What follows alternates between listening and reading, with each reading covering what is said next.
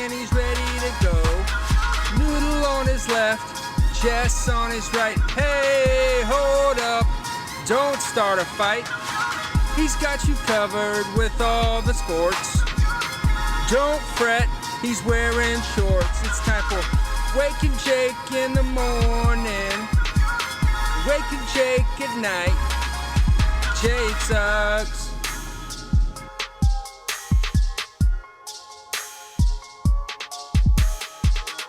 Woo! What's going on, Bakers? How are you? You're almost through the week, and now you're here with Poppy and his baby. Happy Thursday, happy Friday, happy whenever you're listening. Special episode today, kind of teased this for you guys. Awesome guest, Trey Kirby. You may know him from the No Dunks crew.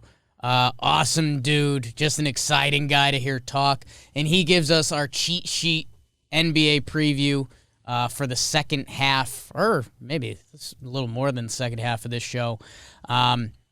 He was awesome, and if you're someone like me and BBD, like we've been wrapped up in baseball, it's a good little catch-up on where the NBA is.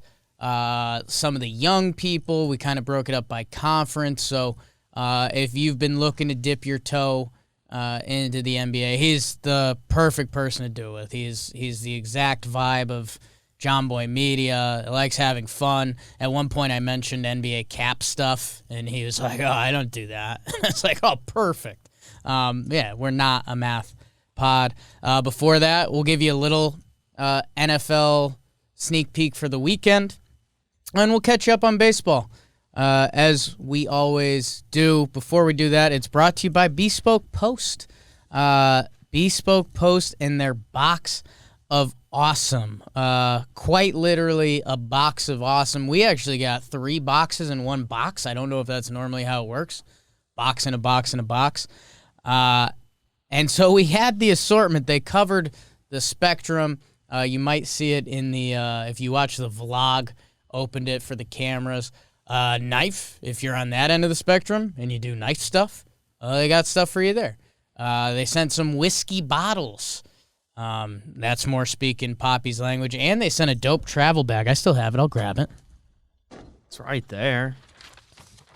Pretty dope weekender travel bag. They have you fill out a survey, so they will tailor the bag to your needs. And the best part is it's free to sign up. And if you want the bag, it's $45. And it comes with $70 worth of stuff. And if you don't, you can pause it and not get it. So if you're not feeling it, you're good. If you are, they'll send it to you. Box of awesome. And the cool part is it supports small business. 90% of everything that will come in your box of awesome is from a small up-and-coming brand. So you can get 20% off your first monthly box when you sign up at boxofawesome.com. Enter the code Jake at checkout. Boxofawesome.com. Code Jake. 20% off. So that's awesome, literally. All right, let's do it. We kick off with baseball. You people like that stuff. As we record this, you see I'm in my well-dressed Wednesday outfit, for those of you watching on the tube. Qualifying offers just ended. We'll see if there's any updates in the final minutes, but the tweets are all saying Belt's the only one who accepted. Everyone else declined. Brandon Belt, interesting. I thought it was interesting. 34. He's got some good numbers. He's also got some injury stuff. He's also been a Giant his whole life. So maybe that became the decision there to take the 1 year 18.4. Not bad. I think if he hit free agency, he could have got 2 years somewhere, but He could have bested that total dollar number, but who knows? I mean, the guy's played 10 years in the league. Maybe, Buster just retired. I'm not saying Brandon Belt wants to retire, but he accepts the qualifying offer. He goes back to San Fran. Clearly knows he likes it there. Everyone else who got the qualifying offer, and I'll run down the list: Simeon, Correa, Freeman, Castellanos, Robbie Ray, Seager. We already know about Erod, Story, Belt, Chris Taylor. I think Trevor was kind of interested in him taking that. I don't think so. Iglesias, that was the other real borderline one, relief pitcher, but he turns it down. It kind of makes sense, too. He'll get years. Conforto, we thought maybe, but there's big money around him. And Syndergaard also signed. So the qualifying offer is done. We talked about it a little bit on Talking Baseball yesterday. A couple things to watch for in baseball free agency going forward. We have the 40-man roster stuff coming up. So teams will be moving some bodies around. That could be trades. That could be releasing some people. So for each individual team, that means something else. The A's are obviously at the forefront of a lot of trade rumors. We know their 40-man roster is currently at 28. So if they can get somebody, they get somebody to dump some pieces onto them, whatever. They're bad people. There should be some movement in the next 24, 48 hours. We will see. Always makes us a little nervous when we pre-record something. About to say maybe by the time this is out, because we're not going to change it. A little scary. Something else happened. Awesome. All right, we're inserting this somewhere right near the top of the episode because it's probably part of the reason why a lot of you are here. Justin Verlander just signed with the Houston Astros. We just recorded Wake and Jake, BBD, bag packed, ready to walk out the door. Myself, same. Joe's McFly and Chris McFly came in with the gang, so we're hanging out with them for a little bit. Justin Verlander signs with the Houston Astros. Early numbers are $25 million first year with a player option for the second year, probably in the same ballpark. Yankee fans, let's be honest, we got excited for it. We had talked ourselves into it. Jeff Passan earlier this week on Talking Baseball. And yeah, I just retweeted my own meme, Meme King. If Justin Verlander was on the Yankees, I was going to blindly believe in it, that he was going to be great next year and potentially the year after that. If he's not, I mean, I'm going to buy into some of the Tommy John stuff. Guys aren't that good after TJ. We'll see. The year after. I'm in the firm believe in athletes. Justin Verlander kind of deserves that, to go with a lot of the all-time guys that pitched into their 40s and all that stuff. That being said, we'll see. We'll see what he looks like. Houston, I think it was our Talkin' Baseball group chat the other day. And I think there was some talk like, oh, Houston, Seattle's on the rise. And what, are the Angels going to make a lot of moves? The Angels actually get pitching beyond Syndergaard. Houston's going to be there. We see it every year. Houston's going to be there. We see it every year. They have to figure out shortstop, and they could. There's some stopgap guys, Andrelton Simmons, Iglesias. They have shortstop prospects they like a lot. They could sign a big guy. This year. Houston could sign. They could re-sign Correa. They could sign Story. Houston's going to be back. Verlander signs with Houston. Good for him. Another guy gets more money than the qualifying offer coming off at TJ. And the pitching market continues to go. So later on in this episode, you're probably going to hear me say a couple times, well, as long as baseball doesn't break in the next 12 hours. It broke 12 minutes after we recorded. So we'll insert this in early. Thank you, guys. Still a lot of other fun stuff in the episode. Verlander to Houston. Pitching market continues to go. We talk about that in this episode. And Justin Verlander not going to Yankees or Dodgers or the other kind of big market rumored team. So everyone wants Houston to die. And yeah. So enjoy the rest of the episode. Is there anything else to add, BBD? Not really. It just happened. No, I mean, it just happened. I'm guessing by the time this is out, we'll fully know financials, but I know it's $25 million is guaranteed. So is that going to mean like it's a 2-year, $40 million trade, but because he has an opt-out, if he opts out, he gets like a $5 million buyout or something. So I am curious what like the full structure is going to be. And by the way, this is what I'll say. To get $25 million for 1 year with a big old player option too, Justin Verlander must have looked pretty damn good in that bullpen. Yeah, I mean, to come out 96, which I think is all the reports was he was like comfortably 96, and that's not him being midseason form. That's his he's just proven he's healthy bullpen. So at that kind of stuff. So All right. Astros. A lot of you probably want them to go away. They will not. Verlander signed with them. More pitchers are going to go.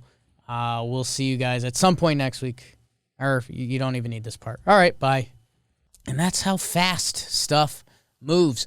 That being said, I think the other thing that you should be conscientious of, as Yankees news currently reports, they're not chasing one of the big free agent shortstops, which feels a little weird from that feels New York like just what you're Daily supposed News. to say when you are the owner and are.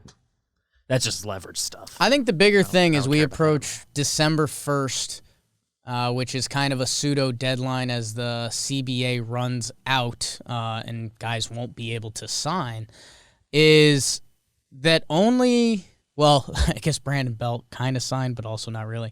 No free agent position players have signed yet.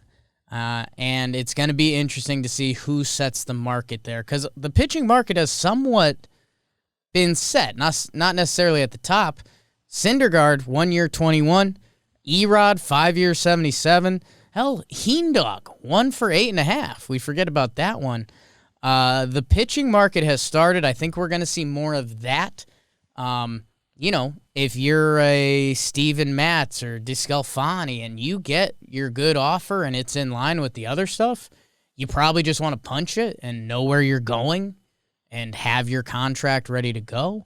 Have time to literally look for a house. Get a house. Move your family. We forget about these things. So as long as the numbers kind of what they were expected coming in, or maybe what they expect now that guys are signing. So far, the contracts have delivered for the most part. I think it's been what guys would have hoped for coming in. Everyone likes Which the is why they pitching signed. numbers. There's a couple wild cards out there. Rodon is still a big one because he was so good, but he has injury stuff tied to it. If you're a Mats or, kind of that next tier of pitchers and you get the offer, John Gray, I don't know. Interested to see. And we'll see when the first position player falls, because someone's got to take the dip. And you wonder if it's just a mid-tier corner outfielder who gets what they're looking for, or is one of the big boys going to have to sign? Is it going to have to be a Correa? Is it going to have to be Simeon, Marte, Frederick? Freddie Freeman's the interesting one for me because we all assume he's going back to Atlanta. He seems like a guy who could just get it done quick. So maybe it would does make set the market. sense, right? It feels like there's not a lot of negotiating wiggle room. It's not a 10-year thing. It's not a 2-year thing. Like, you kind of have to ride it out till he's 39, 40, whatever he wants, really. Yeah. So we'll see what goes on there. I'm really interested because that would kind of be a bad... If none of these guys, if none of the position players go before the December 1st deadline, that kind of stinks. So we'll see. And again, we're playing with fire a little bit. In the next 12 hours, something could happen. Yeah.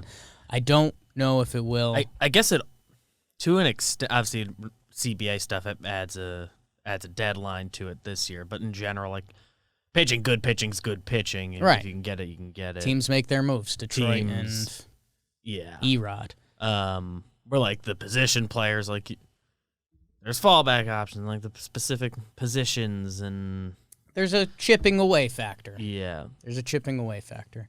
So that's kind of the baseball update as of now. We'll see how quickly that will change. Also, we might not be baking next week. We'll see. Yeah, I meant to. Maybe Wednesday we'll do something. We'll see. Me and BBD will talk about that. If not, sorry, Thanksgiving. If yes, we'll throw something out there for you guys. Maybe one episode next week. Maybe Wednesday morning. Looks like it would be less headaches if we get one done. But I think so. I think we can do that. That's a little housekeeping for next week. That's the baseball. And I do think I'll do I skim the NFL schedule. We won't kind of do the every game thing that we've been doing. One of my Patriots buddies texted me Thursday night. He thinks it's a full trap game. Falcons just got rolled on by the Cowboys. Patriots starting to get some love from us, from the media. I can see that. I could also see the Falcons kind of falling apart after last week. They got destroyed. Patterson's out. Or he's still questionable. He's still questionable, but probably out. It's a quick turnaround.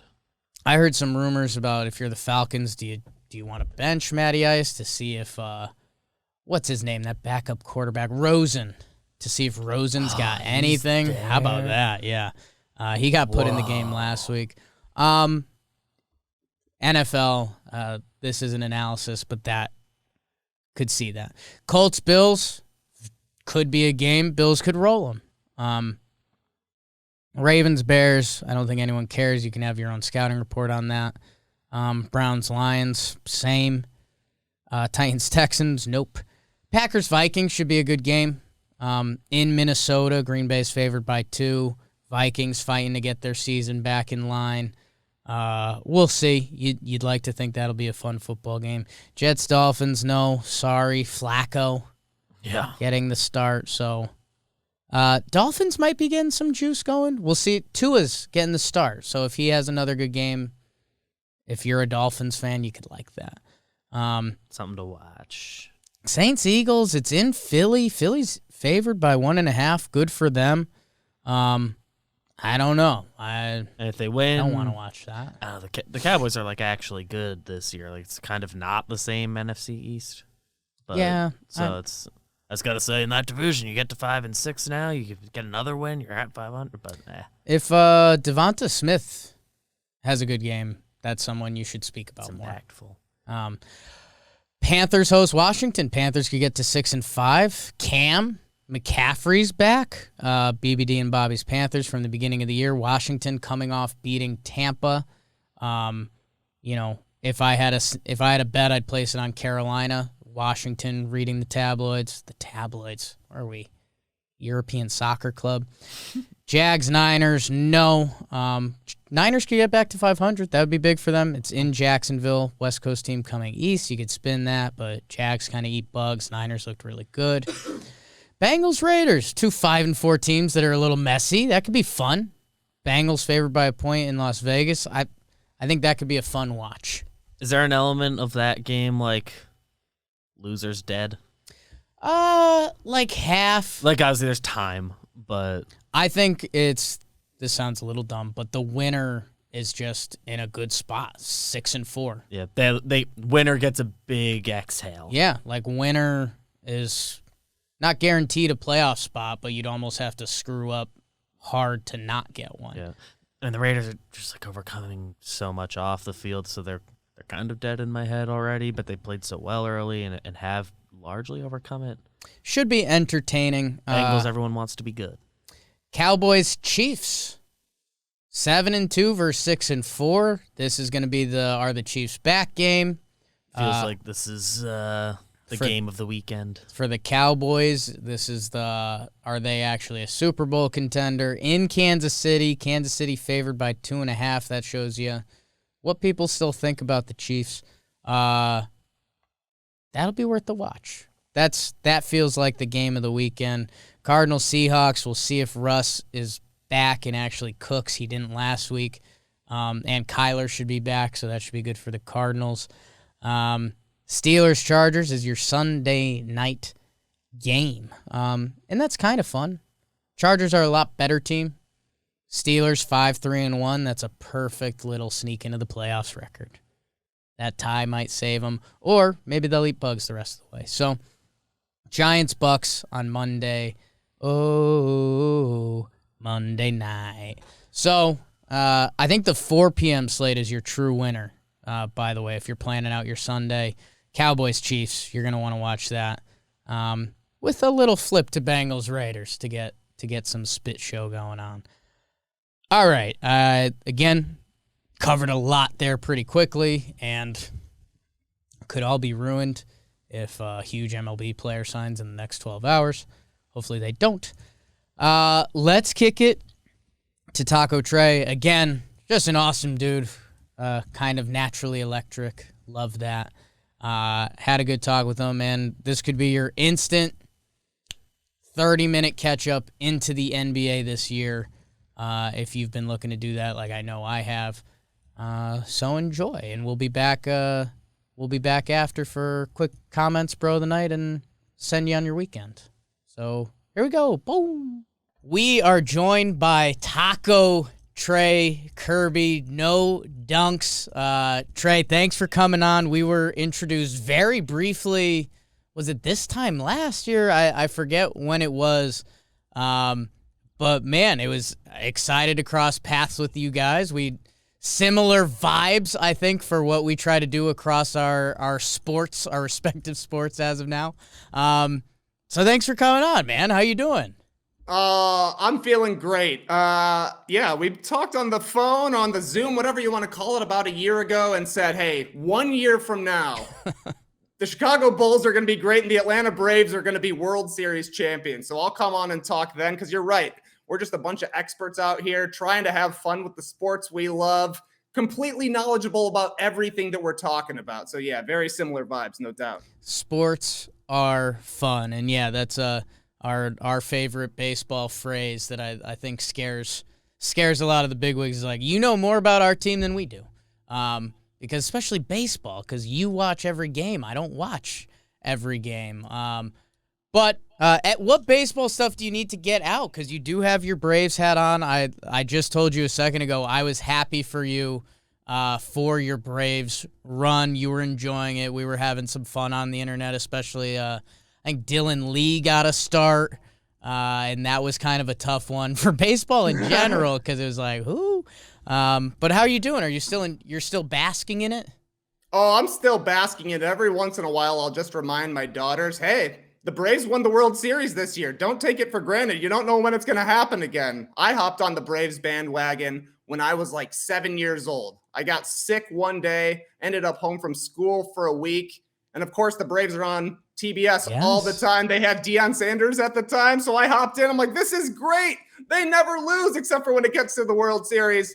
Then I graduated high school and had to wait until I was a fully grown adult man, an old-looking adult man, for them to finally make it back. But it was totally worth it. It was awesome. Though I will say trying to get to the parade was maybe not the easiest thing in the history of Atlanta. Tried to go to the downtown one, and they were just zooming by. They were gone so quickly. What was that? I mean, traffic's bad here. Traffic's bad everywhere. So to me, it seemed like they were in a hurry to get to the stadium, to the suburbs there in Cobb County. So anyways, I missed the downtown one, hopped on the highway to try and go see the one up at the stadium, and saw the team driving by me on the highway. I was like, uh-oh, this is not going to be good. But finally made it up to the stadium, caught the very end of the parade, and oh my goodness, I don't think I've ever let out more let's goes in my life than I did as those guys were driving by. Let's go! Let's go! Great times. That's awesome. And yeah, it's the man, you never know with sports. That's the Braves could win 3 of the next 5, or we could, it'd be another couple moons, but happy for you on that. Have you and Dallas Braden compared mains ever? Has that happened on the internet? I could compare him to a few Dallases, no doubt about that. Dallas Braden, I've got Dallas Keuchel back in the day. Yeah. He was a Brave here for a little bit of time. James Harden, I used to get. There's one key difference, I would say. But yeah, I mean, once you grow long hair and a beard, that's like every third tweet I get is, did I just see Trey Kirby? Somebody said that Phil Collins looked like me, like a young Phil Collins. I was like, come on, this is a stretch here. Not everybody with a big beard looks like me. And we know that you, unlike James Harden, you've stopped trying to draw fouls. So that's the big separator. Trey, I wanted to bring you in, and I've told you this twice now, so I feel silly repeating it, but we got caught up in baseball season. This company was built on it, and that's a reason why, and that has leaked into everything we do. So I love sports. I'm a traditional Sports Center kid. I loved getting every highlight of every game. That was my original dream here, and then I realized, well, that's exhausting. I get why they don't do it. So we started every day. Now we're twice a week, and we hit the big stuff. It's tough to cover every Kansas City Royals game and get the highlights out. But we do love the NBA. Me and BBD have done some Knicks stuff for a while, talking Knicks. We are Knicks fans, which is an exciting year for them. And we kind of, I guess where this show has landed is if there's still a lot of sports fans out there that ESPN kind of doesn't scratch the itch. It's still too high level. Where there's people that like the sport, like I want to hear about what's going on with the Wizards. Is our Golden State like the actual favorites now? Because God, they've looked good. So, and I guess if you want to start with your Bulls, because that's what you're most passionate about. And they are making some headlines in the East this year. So I guess let's start in the East if you want to start with your Bulls, because that's probably what gets you going the most, and we can see where we land on it. 100% got to start with the Bulls. They're fully back now. Last year I was saying they were back, and they were. They were closer to back than they'd ever been, but this is finally the year. It's actually pretty funny. For the past 4 seasons, basically since the Bulls traded Jimmy Butler after the 2017 season, the Bulls and the Knicks have the most losses of any teams in the NBA. Yep. So I'm loving that they're both actually competitive. And the Bulls, it's almost hard for me to believe that the Bulls are a big story around the NBA and that people are taking them seriously. Because for me, I'm watching every game regardless, like it's game 7 of the finals, right, and it is the most important thing. So I have to kind of check myself sometimes to be like, is this the most important thing to people who are not living and dying with the Bulls? But it kind of is right now because they're on a huge West Coast road trip. They got 5 games against Western Conference teams. It used to be because the circus would come to town, but I looked it up. It's right. Genesis has a reunion show at the United Center this week. So awesome. All the Phil Collins fans can't believe he's getting 2 shout-outs here. But ad. Yeah, not a plug here, but I mean, holler at us. We're easy lovers. No big deal. But yeah, they're actually good this year. They beat the Lakers and the Clippers on the road in Los Angeles for the first time. It's the first time they've swept a back-to-back in LA since 2011, since the Derrick Rose era. And that's the last time the Bulls actually made any noise in the NBA, but they made a whole bunch of moves in the past calendar year. They brought in Vucevic at the trade deadline last year. Then Zach LaVine was out with COVID protocol, so they never had a chance to bond and play that much together last season. Then obviously they brought in Lonzo Ball, Alex Caruso, DeMar DeRozan, honestly a bunch of guys with LA ties who were straight up balling out there in the Staples Center. So it's been exciting to see the Bulls stack up wins. They're 10-4 right now. 2 of their losses came against the 76ers in back-to-back games. Other than that, they've looked like a team that can at least make some noise in the Eastern Conference Finals. I know I was feeling like an insane person before the year saying it's possible they go to the conference finals if everything breaks right, but I've heard other people say it as well at this point. I heard Richard Jefferson say it. I was like, that guy's an actual NBA player. If he thinks the Bulls can go to the conference finals, maybe I'm not that crazy. And maybe it's just your year. Maybe the Braves pass it to the Bulls, and that's you write a book in a couple years, like my sports journey. The Magic Touch. Yeah, I will work on the title. My sports journey seemed pretty lame. Magic Touch. Title. Magic Touch is getting better. Is kind of the story of the East, because you're right with the Bulls, and I mean, hey, the Knicks had a lot of excitement coming into this year. Sixers, I mean, they have a lot of other storylines going on. Is the Nets are kind of the big bad wolf, and they have their own stuff going on with Kyrie, and we'll see if there's ever a solution around that. I mean, is the story of the East kind of, are the Nets going to fully put it together and be the Nets? And we're talking about Harden, Durant, and either Kyrie or potentially another guy if they were to trade or whatever it may be. Is it seeing if that's real and then we can talk Bulls, Heat, Knicks, whoever else? Or are they in the pot with everyone and they deserve to be there?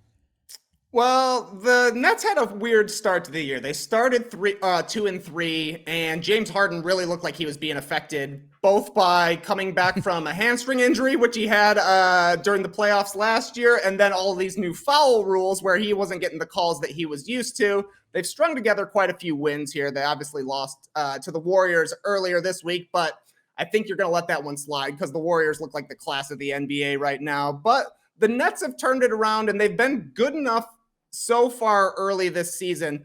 The Kyrie Irving story has become less and less of a distraction. At this point now, it's kind of just figuring out the right 5 guys to put in, because you saw in that Warriors game, LaMarcus Aldridge is a player for them who's playing like 20 minutes a game, and they couldn't even get him on the court just because he's a lot slower than the strategy they want to play against a team like the Warriors. The Milwaukee Bucks are also a favorite in the Eastern Conference. Right. They're the defending champions. They were the number 1 seed the 2 prior seasons previous to last year, but they've really struggled out of the gate as well. Brook Lopez has missed a lot of time. That's really taken their defense down a notch. Middleton has missed time.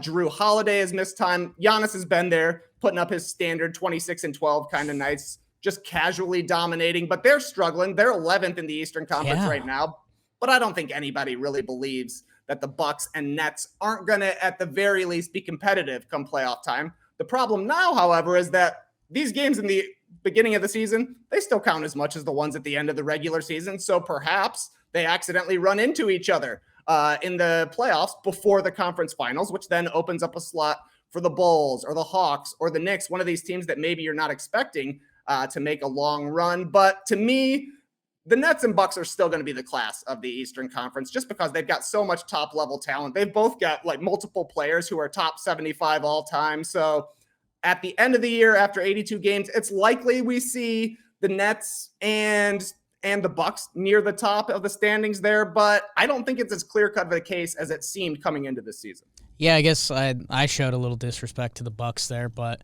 it's partially because of that slow start.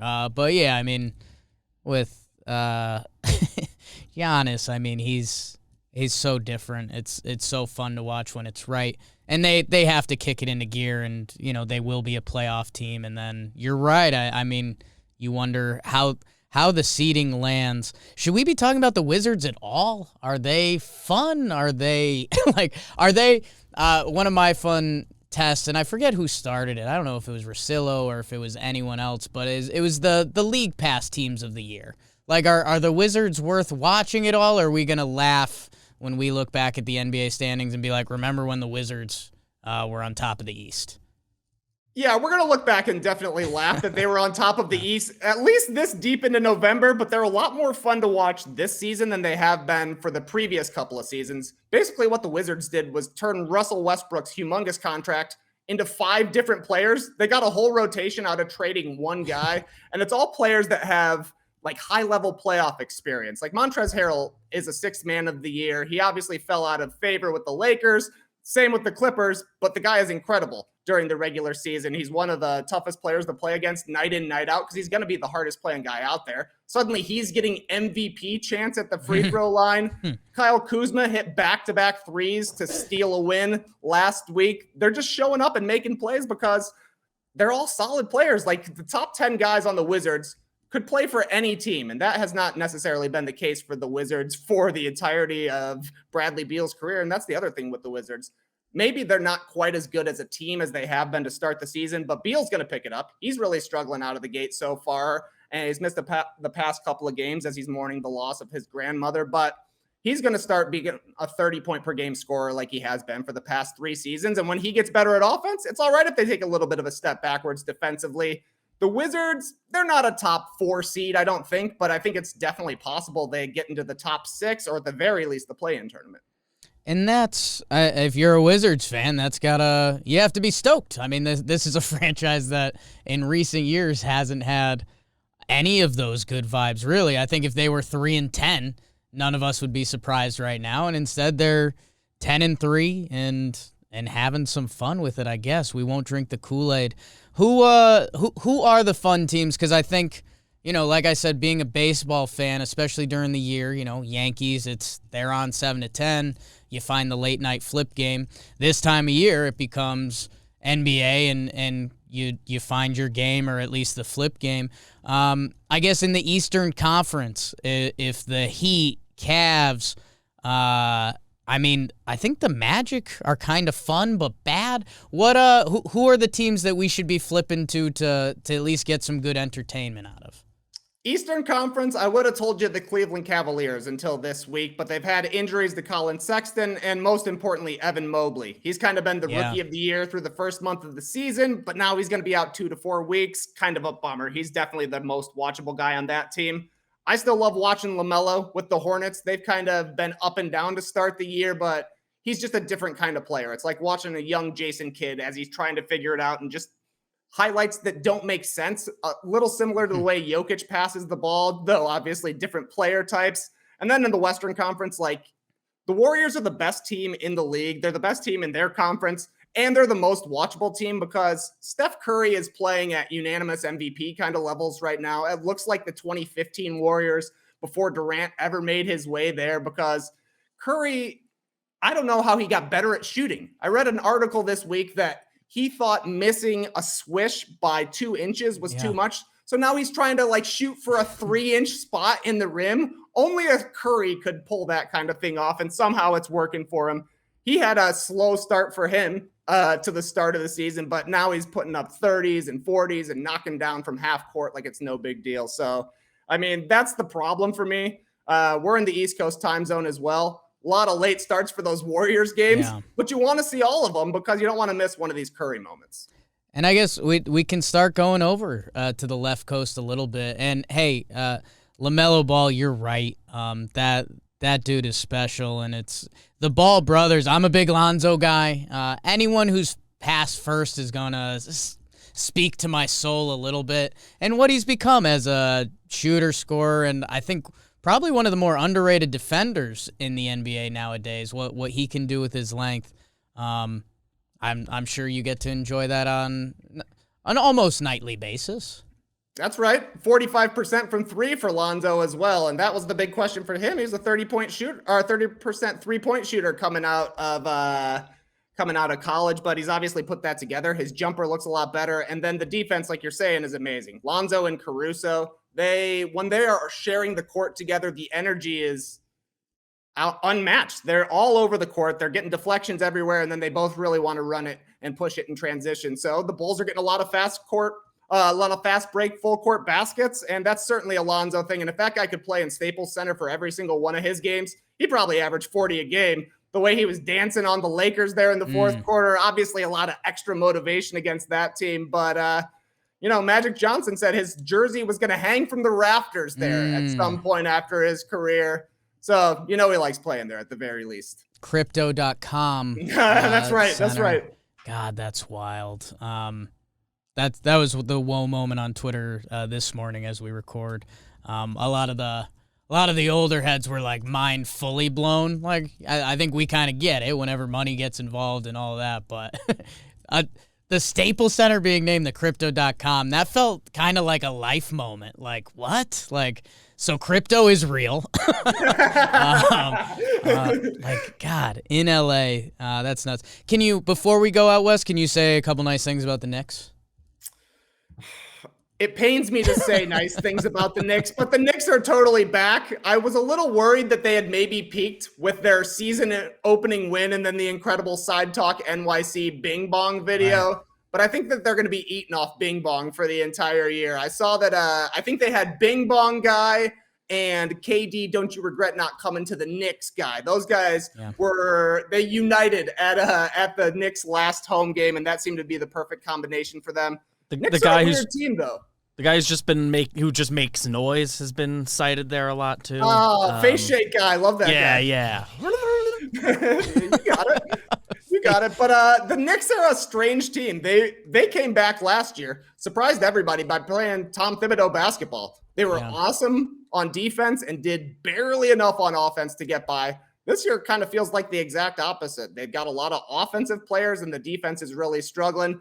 I know that Knicks fans are having some tough times figuring out why the starters are so bad and the bench is so good. But as long as the bench stays good, I think it's worth it. I don't know if you can expect to get all defense levels of play from Taj Gibson for the entire year, but as a Bulls fan, seeing them run back all those ex-Bulls out there with the ex-Bulls coach, even if I'm not happy for Knicks fans, I'm happy to see the Knicks doing well. Yeah, I mean, Tibbs and Taj, I'm sorry. Yes, they are the perfect storm. They are the perfect storm. That's so much fun. And yeah, it's going to be exciting to see hopefully the starters do figure it out. And as they play more games, I mean, Kemba, Fournier, Barrett, Randall, and Mitch Ropp, it's a fun crew. It's been a nice little journey for us to get to the point where last year was our Bulls, kind of like you were saying. Is this real? Is anything real last year? And now it feels like it kind of is. The Knicks aren't a joke anymore, which is a nice place to be. Let's finally go out west. And it starts with Golden State. Man, Curry, you're right. It's unbelievable. It really, there's no comparisons. There's nothing. When he turns it on and his level of good basketball times fun, it's just wild. And I mean, Klay's not back, right? Not yet. So and hey, there's one of the better basketball players to ever play the game.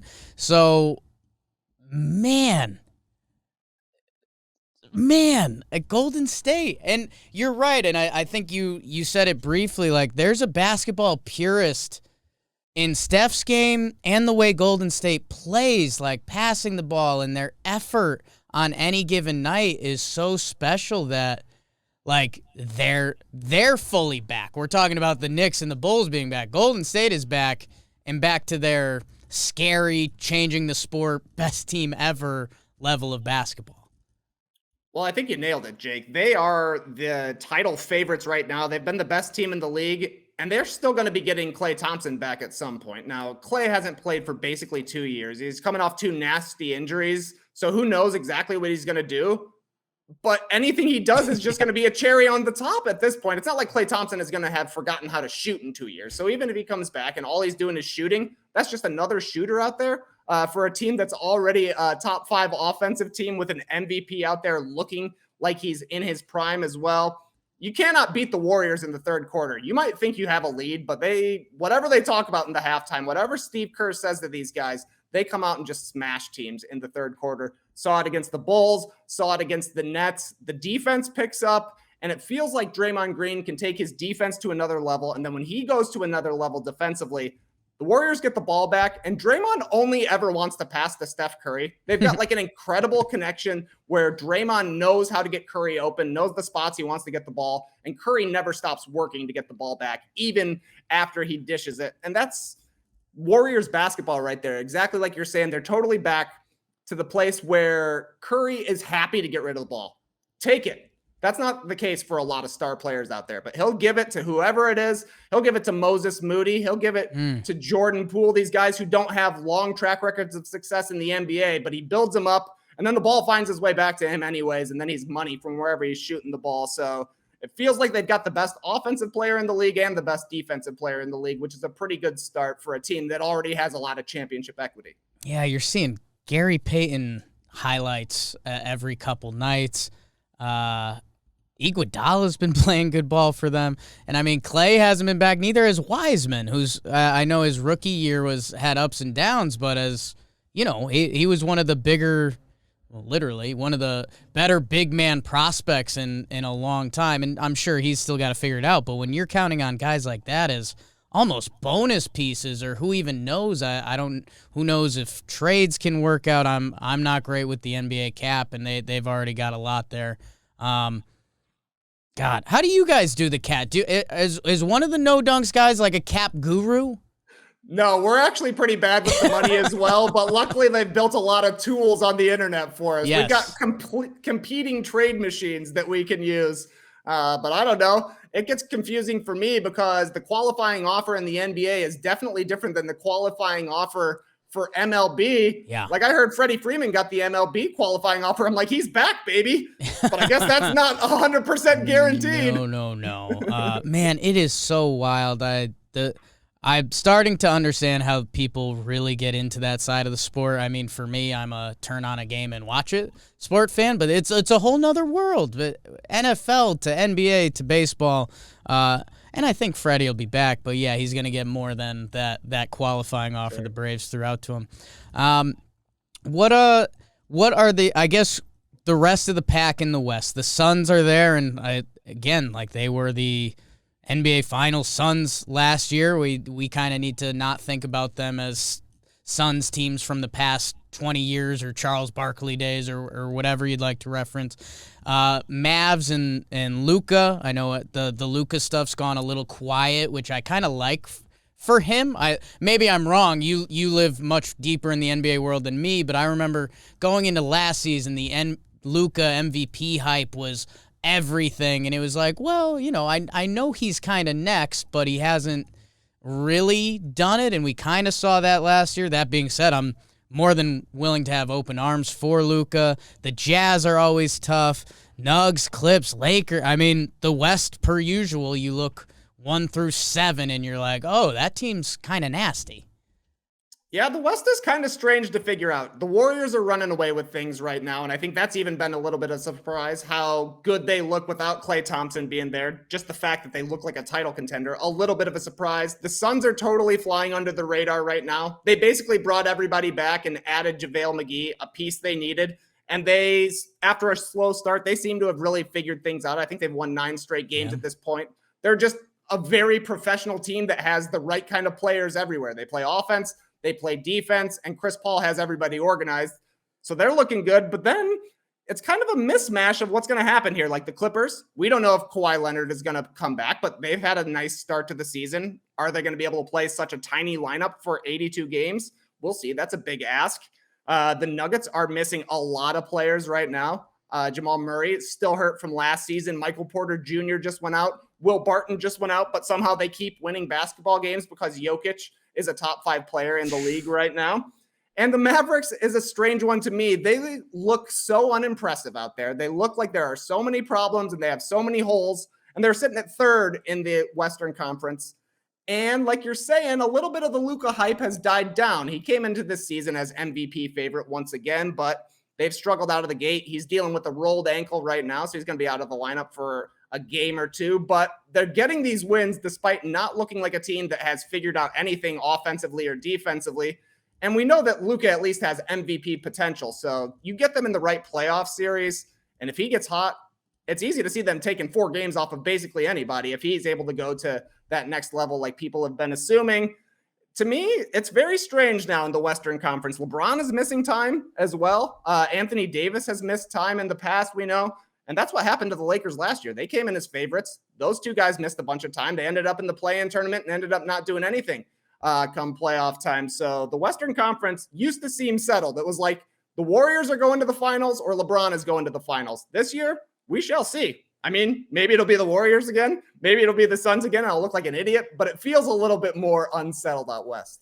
Yeah, the Lakers, anywhere I normally tune in, I mean, I think there's almost some sticker shock if you're a loose sports fan. That's a really weird term. You like sports, but it's not your go-to every night when you turn on the TV or whatever it is. That you turn on a Lakers game, and I guess you're right, there's some injuries, but on a given night, there's supposed to be Russell Westbrook, LeBron James, Anthony Davis, Carmelo. If you start going deeper, Rajon, DeAndre Jordan, Dwight Howard, does the basketball community almost want that team to fail? Is that like a rude statement? I think there's a very much, I would say the mood around the Lakers is this would be the best team in 2010.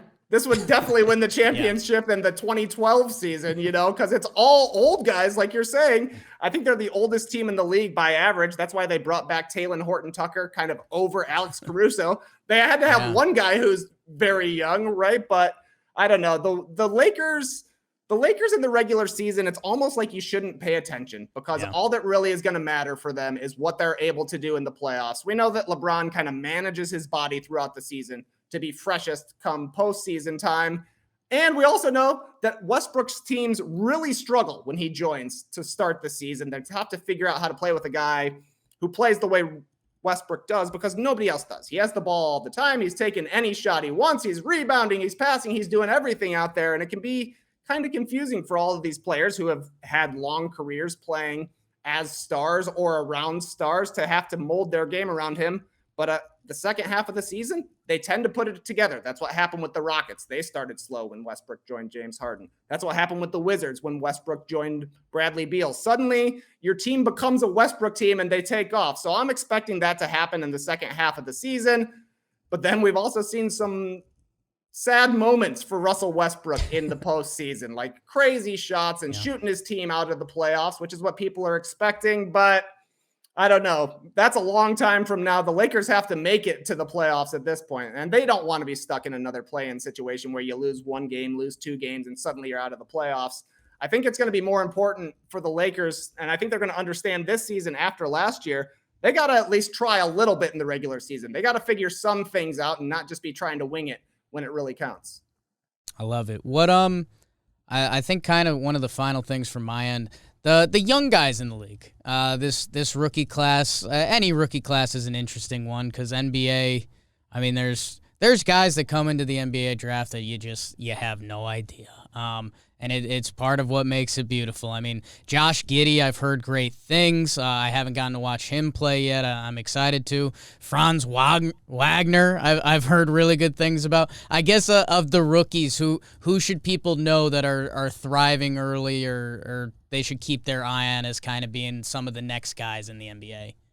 Well, Mobley was the guy to start the season. Right. He's been the most impressive rookie so far, but like I said, he's out for the next 2 to 4 weeks. So turn your gaze to Cade Cunningham. Not that he's really flying under the radar, but he started the season on the bench, started slow, scored 8 points in his first 2 games, missed his first 14 3-pointers, and people were like, is this guy ever going to make it? But now Evan Mobley is out, so I think he's going to kind of seize the reins for Rookie of the Year at this point. 25 points in his last game, 5 of 11 from 3. He just seems to be getting a little bit more comfortable out there, not debuting in the NBA. There's not a lot of pressure for the Pistons right now, so I think he's going to be putting some things together. And working with so many Raptors fans, I almost have to mention Scotty Barnes. It was kind of a surprise pick that he went number 4 over Jalen Suggs, who ended up going to the Magic. But Barnes has looked really good for the Raptors. He's at 16 a game, shooting 51% from the field. He was kind of hyped as a defensive player who could pass the ball, but he's showing a lot more on the offensive end, especially in the post with his little dinkers and dumpers, these little hook shots that he's got, the way he runs the court. He's been a surprise to me how comfortable he has looked in the NBA for being a young guy after 1 year in college. I thought perhaps the Raptors were going to regret passing over Jalen Suggs, but right now it doesn't look like it. Barnes has been the real deal. Yeah, I remember, weren't some of Scotty Barnes' comps like Draymond-esque? Yeah. But he's kind of showing more than that. Oh, definitely. I mean, he's shooting 18% from 3, so it's not like the guy is a lights-out shooter, but he can hit them from 16 feet, and I think the fact that he's more willing to take these shots is the impressive thing. I compare him a lot to the Bulls rookie from last year, Patrick Williams. They both were Florida State guys. They were both pitched the same as like a super athlete, an NBA-ready body, and they can handle the ball and pass. But Barnes looks like he's even more athletic than a Patrick Williams to me. He looks like he's probably the most athletic guy on the Raptors, and that's a team full of long, athletic, strong dudes. So he looks like a perfect fit right there. So shout out to the Raptors. Shout out to Toronto. I got to mention him. Scotty Barnes looking good. Love that. BBD, you got anything on your mind? Otherwise, I was going to let Trey, for those people that don't know, tell some people about the No Dunks squad, but I know you're a big NBA guy. Has there been anything sitting on your mind over there? I mean, I've only really been able to focus on the Knicks so far, locked into the baseball, watched just about all the Knicks games, and yeah, I just kind of blindly trust the defense to get better at some point because Tibbs exists, but it also hasn't happened yet. It'll happen. Maybe. It'll happen. Yeah. It'll happen. They'll get on the same page. And man, with the Braves going so deep in the Major League playoffs, I felt like I was shirking my responsibilities hardly watching basketball. Once all the sports get going at the same time, it's impossible to keep up. It's a lot, man. I mean, it's something I learned coming into this. I'm a lifelong sports fan. Like baseball's been the one, but also everything else. And the deeper you get into it, the more you get caught. So Trey, I'm sure a lot of the people do know, but No Dunks. Do you guys go every weekday now, Monday through Friday, 10 a.m.? That's right. Monday through Friday, 10 a.m. We go live on YouTube. You can find it at No Dunks Inc. anywhere that's social media wise. Yeah, we talk about whatever happened the previous night in the NBA. It feels like there's always news, and then the weekends, we kind of recap 3 days worth of games, but it's very similar to Wake and Jake, just a bunch of dudes having fun, talking sports, living it up. Amen. Thank you, Trey. Oh, I had one last thing, and you have to get out of here. You have a fun event you're going to. I don't know if you want to reveal that to the people, but do you have an NBA hill that you die on? Like, what's your if you had someone cornered at a bar, like what's the thing that you need to get out to them? All right. Well, first I will reveal I'm going to a holiday lights extravaganza here at the Botanical Gardens in Atlanta, a yearly tradition. Going a lot earlier this year. I will say we're going pre-Thanksgiving. I don't know. I'm going to have to go twice. But my NBA hill to die on, Jimmy Butler is better than Paul George. That is going to always be my one. Jimmy Butler made his name for the Bulls while Paul George was making his name for the Pacers.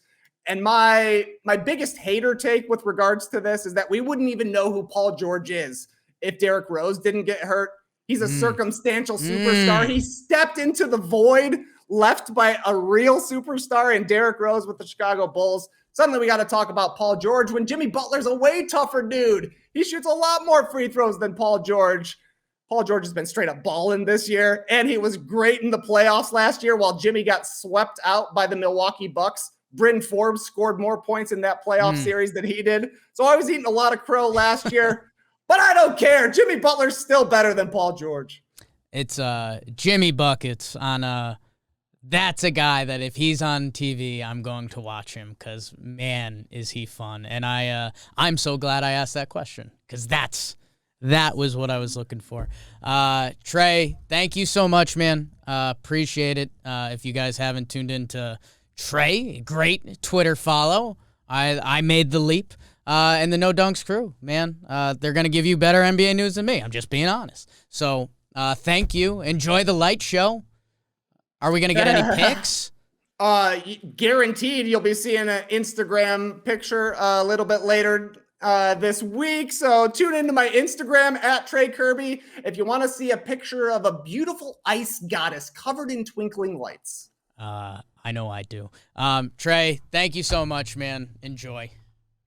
Thanks for having me, man. Woo.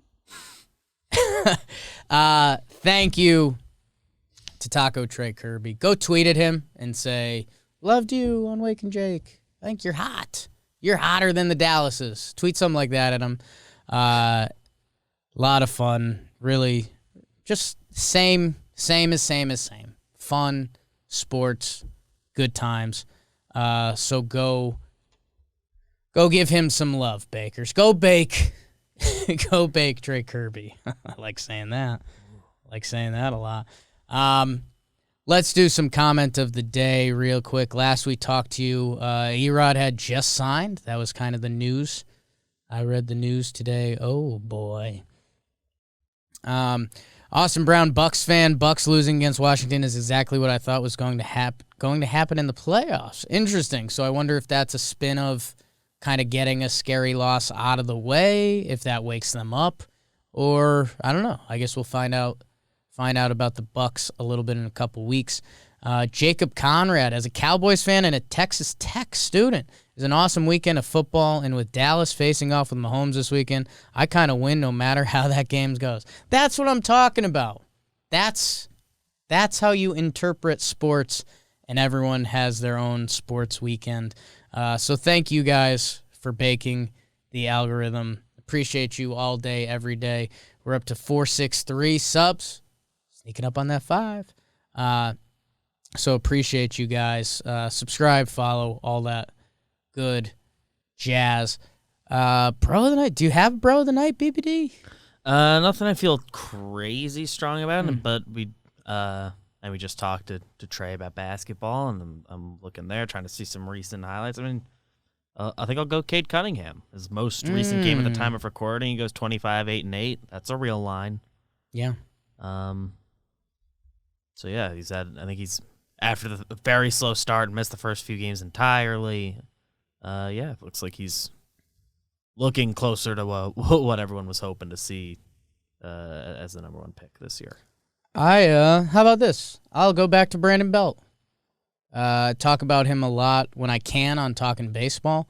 Career 27 WAR, like that's a very real career. All of it has been in San Francisco. 2 World Series, 1 All-Star game. Yeah. The stat I keep bringing up: his last 148 games, 285 batting average, 393 OBP, 988 OPS.